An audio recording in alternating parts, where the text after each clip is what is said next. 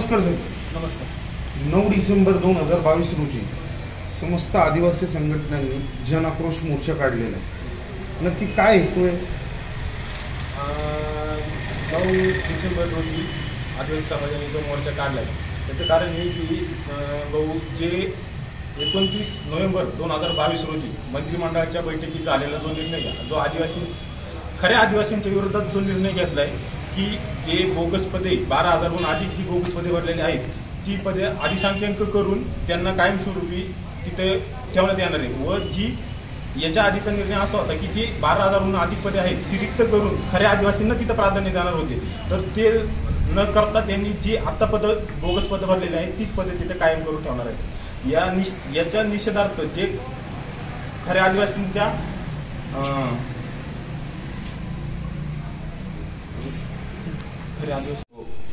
हा निर्णय तुम्हाला वाटतं का की जाणीवपूर्वक आदिवासी समाजावर हल्ला होतोय? हो, 100% असंच आहे ते की जाणून बुजून फक्त आदिवासी संपवण्याचा प्रयत्न करत आहे सरकार. हे उघड दिसून येते. मग आज जे आदिवासी समाजातले सरकारमध्ये मंत्री किंवा कोण असतील ते याच्या विरुद्ध आवाज का नाही उचलत? आता तो प्रत्येक त्यांचंच नाही कुठलाही मंत्री घेतलं तरी आपण तेच बघतोय. प्रत्येक जण फक्त स्वतःच्या पोटापुरताच विचार करतोय, समाजाचा कोण विचारच करत नाही. आणि आज ही सत्य परिस्थिती. ही लोक तर समाजाच्या वोटवर निवडून आलेली आहेत ना. ती फक्त वेळ आल्यावरती.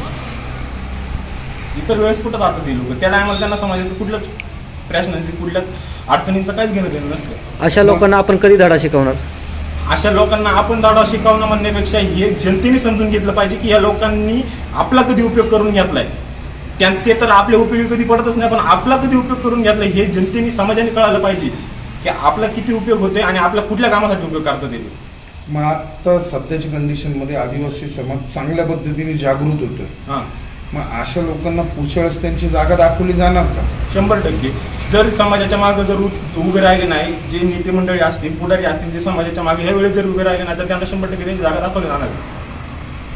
ही जी जनाक्रोश यात्रा निघणार आहे याचा मार्ग जुन्नर मधून त्याची सुरुवात कशी होणार आहे? 9 तारखेला सकाळी 9 वाजता सर्वजण जुन्नर ठिकाणी जमणार आहेत. त्यानंतर शिवनेरी किल्ल्यावरील 1600हून अधिक महावीरांचं जिथे कत्तल करण्यात आली महादेव कोळीचा अवतार तिथं अभिवादन करून तिथून पाययात्रा सुरू होणार आहे. आपली पाययात्रा 3 दिवस असणार आहे. तिथून सुरुवात झाल्यानंतर छत्रपती शिवाजी महाराजांच्या पुतळ्याला पुष्प अर्पण करून तिथून सुरुवात करून पाययात्रा जुन्नरवरून महाळुंगे पटवळ जिथे हुतात्मा बाळासाहेबांचे स्मारक आहे तिथे अभिवादन करून तिथून मनसर या ठिकाणी जाणार आहे. आणि शेवट कुठं? मनसर ठिकाणी मुक्काम करून पुन्हा दुसरा मुक्काम खेड तालुक्यात होणार आहे आणि शेवट जिल्हाधिकारी कार्यालय पुणे. त्याच्यात तुमच्या मागण्या कोणकोणत्या असतील? मागण्या हेच असणार की जो मंत्रिमंडळात जो निर्णय घेतलेला आहे तो निर्णय तुम्ही रद्द करावा व खऱ्या आदिवासींना न्याय द्यावा. जो खऱ्या आदिवासींचं तुम्ही तोंडाला फक्त पानं पुसण्याचा प्रयत्न करतात त्या आदिवासींना तुम्ही न्याय देण्याचा प्रयत्न करावा. आणि जर असं झालं नाही तर मग त्यानंतर जे आदिवासी समाज रस्त्यावर उतरून पुढे काय ज्याचे काय पाडसद उमटतील त्याला फक्त सरकार जबाबदार राहणार आहे. आणि फक्त शिंदे सरकार आणि फडणवीस सरकार फक्त आदिवासींच्या विरोधात असे निर्णय घ्या असं तरी आता समाजाला वाटायला लागलं. या सरकारला तुमच्या पद्धतीने उत्तर काय राहणार? आता तरी पहिलं तरी आम्ही फक्त पुणे जिल्ह्यातच नसून तर प्रत्येक जिल्ह्यामध्ये हा मोर्चा काढणार आहे. फक्त पुणे जिल्ह्यातच वेगळं असणार आहे की 3 दिवस आम्ही फक्त इथं पाययात्रा काढणार आहे. बाकी फक्त एक दिवसाचे मोर्चा असणार आहे. आम्ही फक्त पायी चालून फक्त त्यांच्या निषेधार्थ आम्ही निषेध व्यक्त करणार आहे. डॉक्टर साहेब, हा जो आता सरकारने प्रस्ताव मांडलेला आहे तर ह्याच्यामध्ये जुन्नर तालुक्यातली किती ठिकाणावर असे बोगस पद्धतीने लोकांची भरती आहे?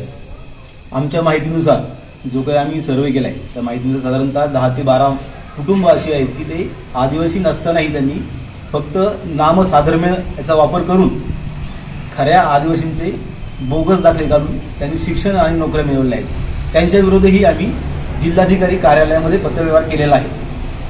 मग आता ह्या पद्धतीचे आपल्याकडे पुरावे भेटले तर आपण त्यांच्यावर फसवणुकीचा असं काही गुन्हा दाखल करणार आहे का? साहेब, जर आपण पाहिलं तर जे आता सरकार आहे शिंदे आणि फडणवीस सरकार आहे जे सुप्रीम कोर्टाचा निर्णय मागत नाही, तर ह्या जे काही बोगस आदिवासी आहेत त्या आदिवासींबरोबरच जे शिंदे सरकार आणि फडणवीस सरकार यांच्यावरती 420 फसवणुकीचा गुन्हा दाखल करण्याची गरज आहे. आता हा जो निर्णय जर का तुमच्या या मोर्चाने जर का त्यांनी स्थगित नाही केला तर तुमचं पुढचं स्वरूप कसं राहणार? हे बघा पत्रकार साहेब, आदिवासी समाज हा शांतताप्रिय समाज आहे. तुम्ही पाहिला असेल आतापर्यंत जरी समाजावरती अन्याय अत्याचार होत राहिले तरी हा समाज हे अन्याय अत्याचार मुकट गुपचूप शांत राहून आतापर्यंत तो गिळून घेतलेला आहे. परंतु आता समाजामध्ये बरेचसे तरुण वर्ग शिकलेला आहे आणि आपल्या हक्क जे काय आहे त्या हक्कांप्रती तो जागृत झालेला आहे. गेल्या 3 ते 4 दशकापासून जे काही बोगस आदिवासींचं रौद्र राक्षसी स्वरूप खऱ्या आदिवासींवरती जे काही घाला घालत आहेत त्यामध्ये बऱ्याचशा आदिवासी समाज संघटना त्याच्या विरोधी लढत आहेत. त्यामध्ये या सगळ्या समाज संघटनेच्या वतीने जो काही 2015 मध्ये 89-28 जी काही सुप्रीम कोर्टामध्ये सिव्हिल केस आहे त्यामध्ये आदरणीय डी.वाय. चंद्रचूड साहेब जे काही त्यावेळेस सुप्रीम कोर्टात जज होते त्यांच्या खंडपीठाने असा निर्णय दिलेला आहे की जे काही 1200हून अधिक बोगस आदिवासी शासकीय नोकऱ्यांमध्ये आहेत त्यांना आदिसंख्य या पदावर न ठेवता त्यांना तात्काळ नोकरीतून निलंबित करावे आणि त्या ठिकाणी विशेष आदिवासींची खऱ्या आदिवासींची भरती करून ती पदे तात्काळ भरली जावीत. परंतु 29 नोव्हेंबर 2022 रोजी या महाराष्ट्रामधील नवीन सरकारने जो काही आदिवासींच्या अमानवीय प्रकारे जो काही निर्णय घेतलेला आहे त्यामध्ये खरे आदिवासी हे संपूर्णपणे नष्ट होणार आहेत. जर आपण पाहिलं असेल की फक्त 12,500 पदं ही गव्हर्नमेंट नोकऱ्यांमध्ये आहेत.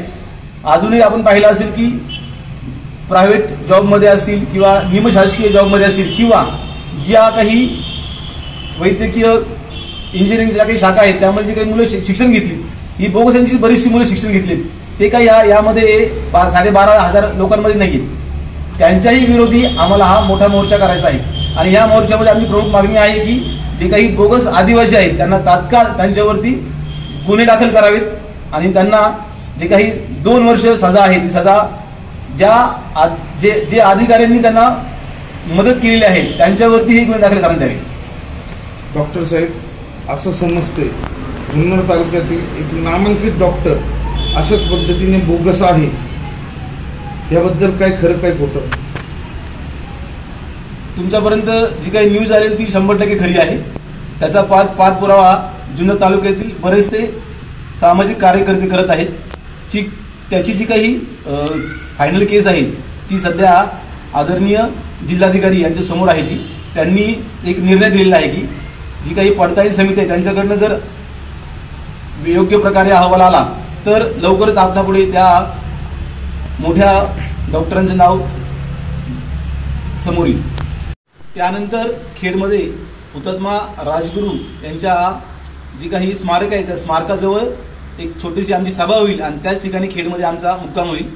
त्यानंतर खेडमधून सकाळी ठीक 9 वाजता जो काही आमचा मोर्चा आहे तो पायी चाकण या ठिकाणी जाईल. चाकणमध्ये मावळ या ठिकाणचे काही कार्यकर्ते आहेत ते आम्हाला जॉईन होतील आणि त्यानंतर हाच मोर्चा भोसरी या ठिकाणी जाईल आणि त्यानंतर पिंपळे गुरव या ठिकाणी जो काही आदिवासी समाजाचं सभागृह आहे या ठिकाणी रात्री ठीक 10 वाजता हा मोर्चा जाईल आणि त्यानंतर तिथे जी काही 11 तारखेला रविवारी जिल्हाधिकारी कार्यालयावरती आपला जो मोर्चा करायचा आहे त्याबद्दल तिथे मुक्काम होऊन सविस्तर अशी मिटिंग होईल आणि त्यानंतर 11 तारखेला रविवारी सकाळी बरोबर 7 वाजता हा मोर्चा पिंपळे गुरव या ठिकाणून निघून त्यानंतर आरटीओ इंजिनिअरिंग कॉलेज आरटीओ आणि त्यानंतर मग ससून रुग्णालयासमोर जे काही आदरणीय क्रांतीसूर्य बाबासाहेब आंबेडकरांचा पुतळा आहे या ठिकाणी छोटी सभा होऊन त्यानंतर प्रमुख जो काही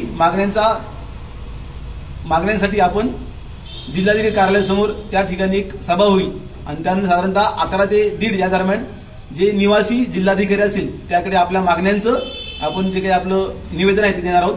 या मागण्या प्रामुख्याने बोगस हटाव ही मागणी असणार आहे. त्याचबरोबर आपण आता पाहिलं असेल की जे काही फडणवीस सरकार आहे ते धनगर समाजाला आदिवासी समाजाच्या ज्या काही योजना आहेत त्या योजना त्यांनी पाठिंबाच्या काळामध्ये लागू केल्या होत्या तसेच आताही त्यांनी पाहिलं असेल सुप्रीम कोर्टामध्ये धनगर समाजाला आदिवासी समाजामध्ये आरक्षण देण्यासाठी त्यांची जी काही पावले त्यांनी उचलले त्याचाही विरोध आम्ही या ठिकाणी मोठ्या संख्येने करणार आहोत. नवनवीन आणि ताज्या घडामोडींसाठी महाराष्ट्र जनभूमी न्यूजला सबस्क्राईब करा. त्याचबरोबर बेल आयकॉनवर क्लिक करा आणि मिळवा आमच्या बातम्यांचे नोटिफिकेशन्स.